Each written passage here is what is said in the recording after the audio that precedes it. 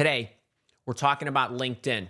I'm going to give you some inside info on what recruiters do on the back end of LinkedIn, really meaning the LinkedIn recruiter package and how they search for job candidates. This is really an extension of something I put on the YouTube channel last week, which was 7 must-know tips to get noticed. And so we're gonna talk about LinkedIn from multiple angles today, or really kind of add to the session that I delivered for you last week. So one of the things that I want to help you do, because I know a lot of you struggle with this, is you ask me constantly, Andy, why do I not get contacted by recruiters on LinkedIn? Or I used to get contacted by recruiters on LinkedIn. They don't seem to contact me anymore, and I'm still the awesome me that I've always been. And sometimes you ask me, well, Andy, recruiters actually contacted me, and then I got back to them, and they didn't get back to me. What gives with that, right? So there's a lot going on, and today I think I'm gonna give you 9 or 10 points here that I think are gonna kind of lift the smoke a bit. So it's gonna be a lot of fun. Now, I wanna level set, let's say, everybody today, in the event you didn't see my 7 must-know tips to get noticed on LinkedIn. And so one of the things that I want to tell you about LinkedIn that is an overall great strategy is I look at LinkedIn from a triangular standpoint.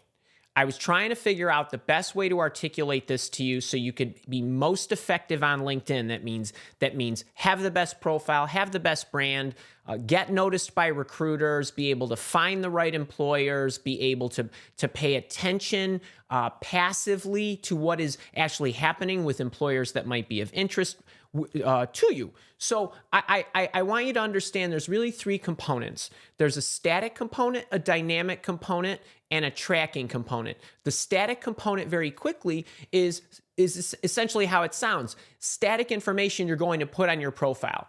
And I talked about how to set your profile up, how to really create your brand, and also how to do some good searches.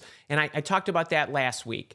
And then I also talked about, from a dynamic nature, what does dynamic mean? Dynamic is your engagement on the platform, how much you're interacting with the platform, how many changes you're making, what you're posting, if you're commenting, if you're liking.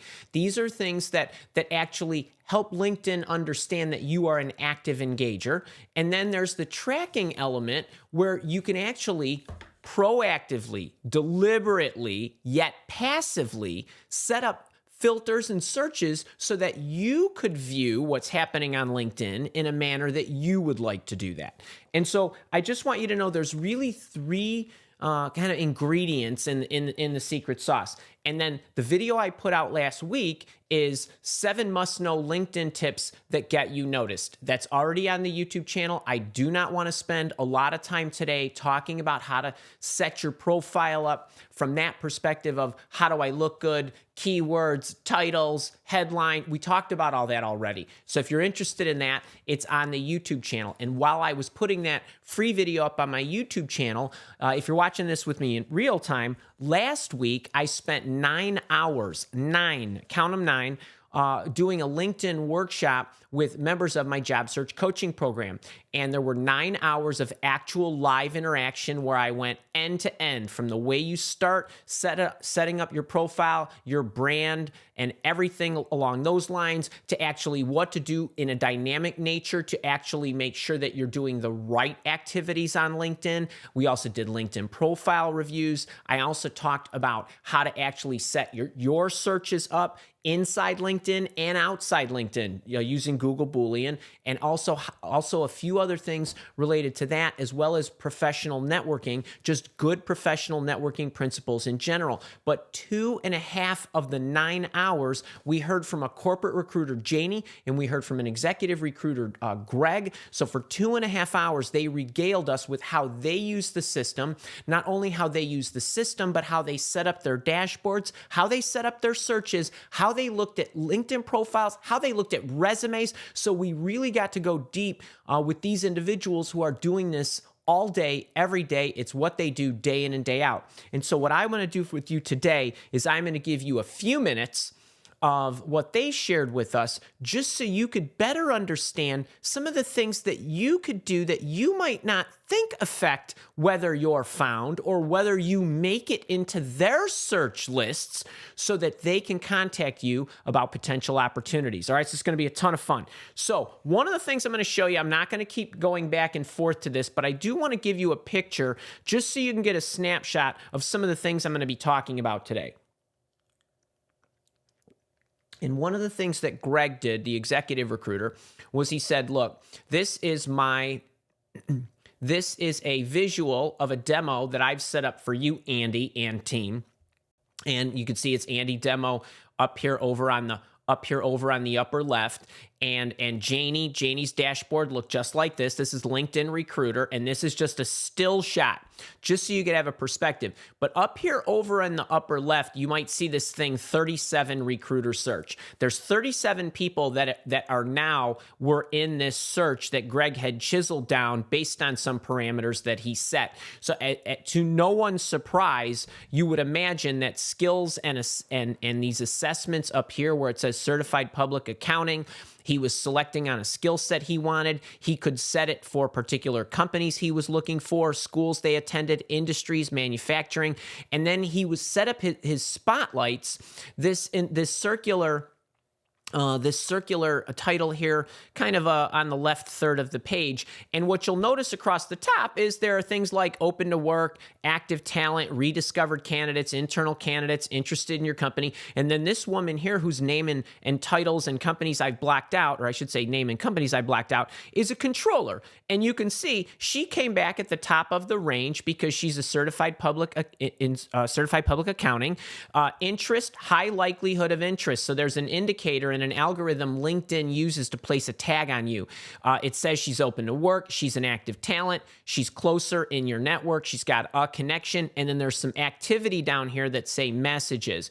And so essentially what's happening up in the upper left-hand corner is Greg was mentioning, as every recruiter always does, is they're trying to search for a particular individual who matches a job description, so to speak, for a lack of a better expression. I'm looking for somebody who is a certified public accountant who could potentially be the vice president of accounting or the controller or the finance controller or whatever it might be. And so what the recruiter is doing is the recruiter, based on the job description, the profile, the characteristics, the traits, the skills, and all of that good stuff, is going to go into LinkedIn Recruiter and they're going to make a search proactively. And what I have told you in the past, Andy, executive recruiter guy, I'm pretty sure I've told you this no less than 1,000 times in at least the many years I've been teaching live on the internets, is when a client would ask us to do a search, if they wanted 3 candidates, that meant I had to reach out to 300 people, meaning that's just the statistics of I would have to reach out to 100 people just to get one bona fide viable candidate, meaning I would contact 100 people, 20 might get back to me, depended on what the position was, depended on the level of seniority, depended on how niche it was, depended how sexy I made my message sound or my phone call sound or whatever it was. But basically, I knew I was going to have to reach out to that many people in order just to get one, and then another 100 to get another one, and then another 100 to get another one, 3 candidates. So Greg said the same thing. He said, I got to look, and so what he was trying to do is when he starts putting in his search parameters, he's trying to chisel down his recruiter search number to 100 or less. Okay, so far so good. So what he's doing is he's trying to narrow down the profile. Now, if you've ever heard me say, you are about layers. The more layers you add to yourself, the higher the probability they find you desirable. Now, if you've never heard me use this analogy, these expressions, every time you add a layer, what you're doing is you're adding something much more specific about you that matches what they need. So if I was to say to you, my name's Andy, I'm a career coach, that's a layer, career coach. But guess what? Are there not many, many career coaches? That's right. That's a layer. There's a lot of them. The list is big and it's very complicated and you don't know which one of us career coaches is the right one for you. Then I say, I have online training and coaching programs. That narrows it down. I also do one-to-one coaching. That narrows it down. I could do senior people. I could do junior people. That might narrow it down. I was an executive recruiter at a high velocity for more than 15 years. That narrows it down further. I also was a corporate practitioner, which means I kind of understand business. I've seen a lot of companies. I've seen a lot of job candidates, right? That might narrow it down further.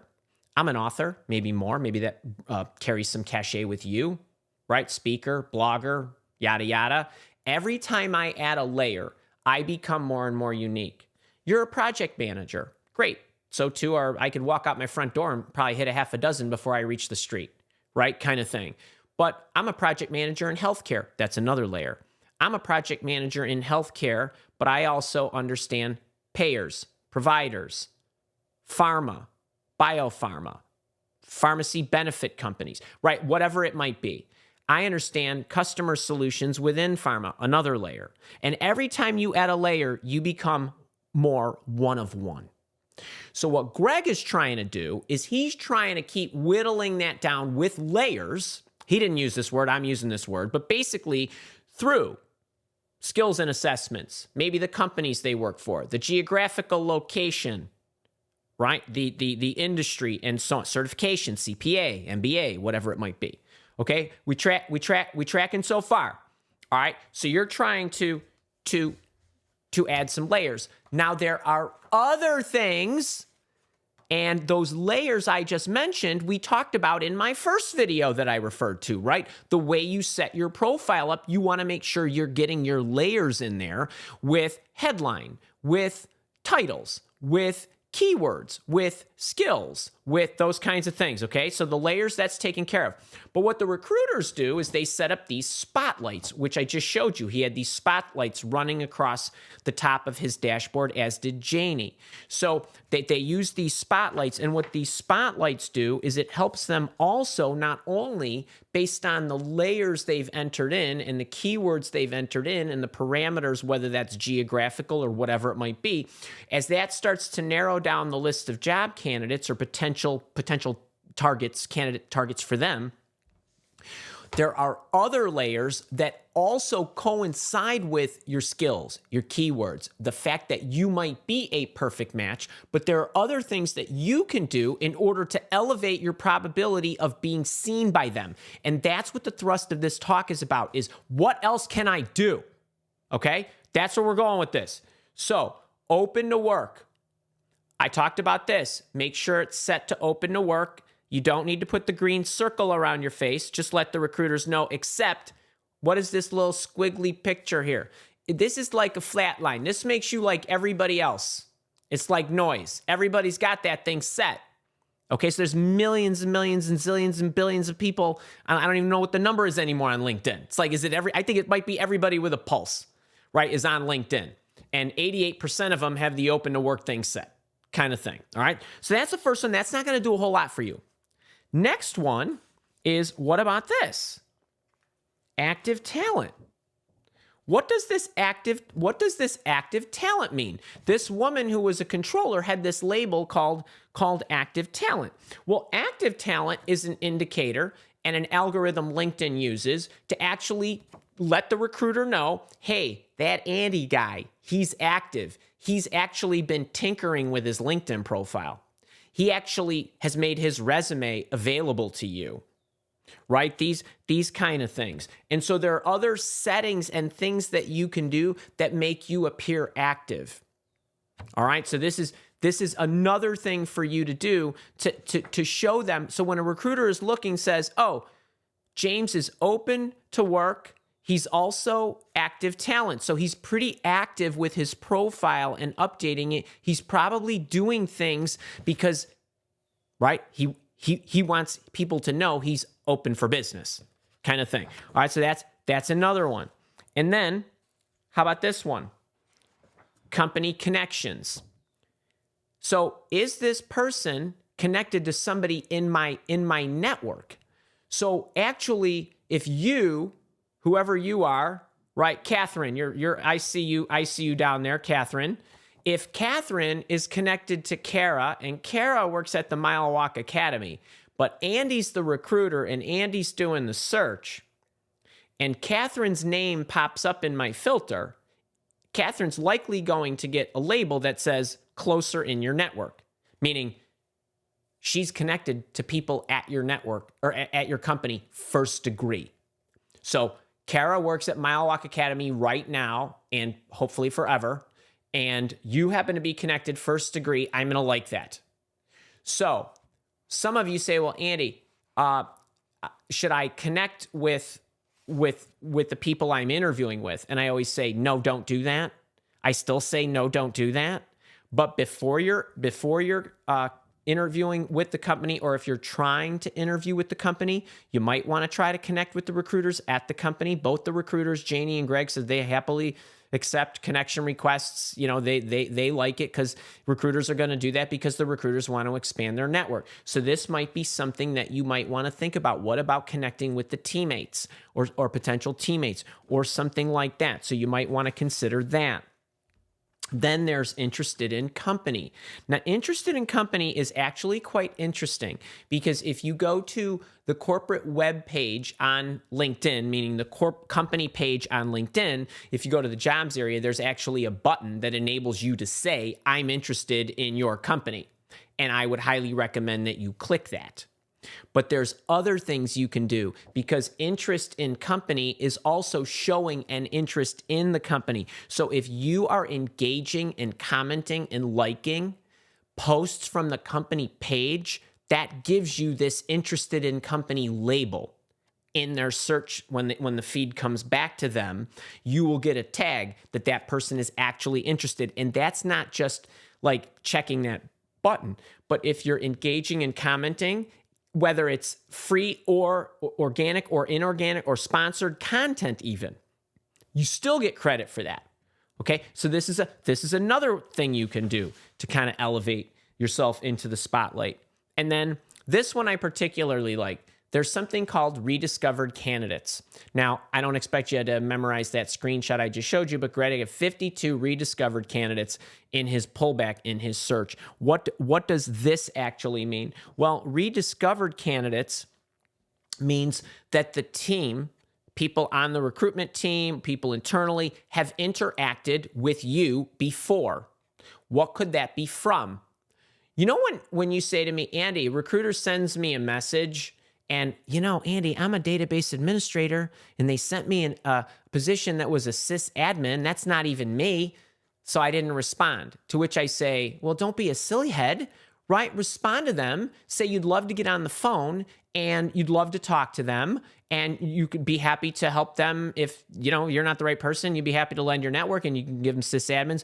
But by you merely replying to the InMail, you get put in here as a rediscovered candidate, meaning you've interacted with us. Or if you've submitted or applied for a job on the LinkedIn posting, or you've applied on their company's ATS, and the company happens to have their recruiter system, I think it's called Connect, RSC, Recruiter System Connect. So if I have LinkedIn Recruiter, I can connect it to the Mile Walk Academy ATS as if I had one, right? Kind of thing. So you will become a rediscovered candidate, also elevating you in the spotlight. And then there's this other thing called internal candidates. The internal candidates don't even need to be internal applicants. So if I'm searching for a project manager and I have 10 project managers in my company and they've been with me for 6 months in those roles, they would show up here in internal candidates. And if I actually moved them from the search and I saved them into my pipeline, meaning my project of these are the people I want to contact, they're going to actually have a tag on their profile. So internal candidates will just come up. So when some of you say, well, Andy, out of nowhere, an internal candidate popped up. I don't know. Maybe it was like this. Maybe the internal candidate was minding their own business. And then the person using the LinkedIn Recruiter said, hey, James over there, he might, I'm gonna ask him if he wants this job. That could happen. So this is something you got to deal with, right? Good to know it's out there. All right, what else? All right, so couple things, just spotlight related. I just want to recap the spotlight really quick before I go to my next tip. All right, spotlight's really fast. Open to work, make sure you got it set. Active talent, make sure you're engaged. Make sure you're doing stuff with your profile and you're tinkering. Maybe get a few connections at the company. Show some interest online. Maybe go to their LinkedIn page. Tell them you're interested. Interact with their corporate posts. Rediscovered candidates. Make sure you're engaging with them when they respond to you. You might want to apply to one of their jobs just in case. And watch out for the internal candidates. Now, next thing, and this is something I would always do. So what Greg said is, okay, let's say I get those 37 candidates. I'm going to send a message to all of them. Right? It'll look relatively personalized because the system will enable him to do that. Immediately, it'll go out. And then whoever gets back to him, he said, goes on my calendar because I'm doing this search and other searches, right, at the same time. I'm going to just take whoever got back to me. And once they get back to me, they go on the calendar in 2 weeks. And for 2 weeks, my calendar's booked. So if you don't get back to me right away, you don't get on the calendar, even if you're the best candidate. So then you wonder, well, why are they not calling me back? Well, how quickly did you get back to them? Maybe all those other 100 people got back to them really quickly, kind of thing. So the bonus tip I want to mention here is make sure that when they reach out to you, you know they're reaching out to a lot of other people. So get back to them as soon as possible. Some of you say to me, well, Andy, I didn't want to respond too quickly because I want them to think I'm in demand. To which I would say, no, respond the second they send it to you, tell them how interested you are, and give them some options to schedule you on their calendar. That's what I always want you to do. So I just want you to be mindful of this. So just as you look back at this, what we talked about today, we talked about the static, and I gave you a little bit of the tracking, not a lot, but a little, in that video that I gave you last week, which was titled, again, 7 must-know LinkedIn tips that get you noticed. But today, what you got a flavor of is how could I be a little more dynamic as it relates to what the companies want to see, or how I might be able to, not only once I get my profile dialed in, the keywords up and running, the right kind of job titles and so on. And then once I have that in order, how could I use the system? These are a couple of ways, maybe half a dozen or so ways that you could engage with companies that you want to work for, but so that when they actually are searching for candidates that match your background, you're going to show up. All right, I hope you enjoyed that little insider look there. If you did, make sure to click the like button. Make sure you subscribe to the station. If you're here with me live, we're going to the chat. I'm sure you got a lot of questions. If you're watching me on the recording, I'll see you next week.